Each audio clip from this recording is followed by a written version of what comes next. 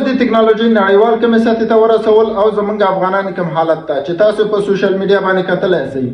د امریکا په ټکساس ایالت کې داسې یو ښوونځی ده چې هیڅ ښوونکی نه لري او 2 ساعته زده کوونکي پکې درس وایي، هغه هم د AI د خوا نه درس ورکول کیږي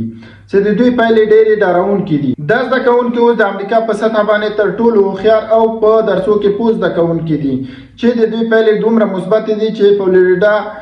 کالیفورنیا او نیویارک هم غواړي چې داسې ښوونځي رامنځته کړي چې په هغه کې AI زده کوونکو ته درس ورکړي. هر زده کوونکي ته AI د درس ورکولو بیل میتود لري.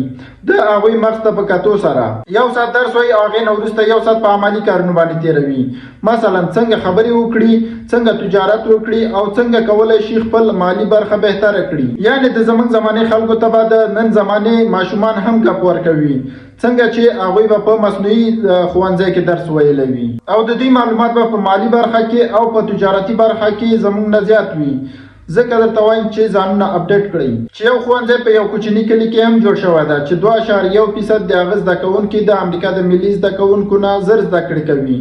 چې د هغوی زده کړې هم په چټکۍ سره روانې دي. اوس پوښتنه دا ده که چېرته AI دومره مفید ده او زموږ زده کوونکو ته دومره ښه درس ورکولی شي او یا داسې خو به نه وي چې AI زموږ په زده کوونکو باندې کار کوي، د هغوی په مغزو کې پټ کوډونه ورتنده کېږي، یا هم داسې خو به نه وي چې زموږ نوی نسل ماشین کېږي. ستاسو څه نظر ده چې واقعا دا پروسه ګټه لري او یوازې د دې ګټې ته باید وکتلی شي او که تاوانونه هم لري؟